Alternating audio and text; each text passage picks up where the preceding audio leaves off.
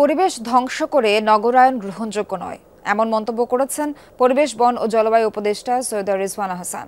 তিনি বলেন, সৃষ্টিলগ্ন থেকে রাজুকের জবাবদিহিতা ও স্বচ্ছতা নেই। শ্রীলঙ্কা আবারও রপ্তানিতে শীর্ষে। সকালে রাজুক ভবনে বিশ্ব বসতি দিবসের আলোচনায় জলবায়ু উপদেষ্টা বলেন, তরুণ আর নগর বিশেষজ্ঞদের পরামর্শে সুস্থ সুন্দর নগর গড়ে তুলতে হবে। উপদেষ্টা বলেন, বসতি মানে শুধু বাসাবাড়ি নয়, বাসযোগ্য অবস্থানকেও বোঝায়। আলোচনায় অংশ নিয়ে গৃহায়ন ও গণপূর্ত উপদেষ্টা আদিলুর রহমান খান বলেন, রাজুক সহ নগর সংস্থার সংস্কার প্রয়োজন। ঢাকায় গরিবের আবাসনের ব্যবস্থা নেই, সেটা গড়ে তোলাই সরকারের মূল চ্যালেঞ্জ বলে জানান এই উপদেষ্টা। এ সময় তিনি সমস্ত কোটা বাদ দিয়ে নগরবাসীর জন্য জমি বরাদ্দ দেওয়ার প্রস্তাব দেন।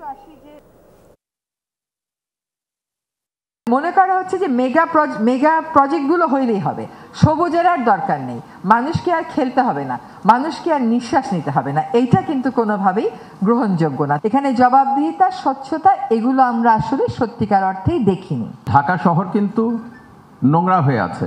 ঢাকা শহরে কিন্তু নিঃশ্বাস নেওয়ার গাছ নাই। ঢাকা শহর শুধু কংক্রিটের শহর হয়ে গেছে। এখানে গরিবের আবাসনের ব্যবস্থাটা নাই। আমরা পারবো কি না, এটা চ্যালেঞ্জ।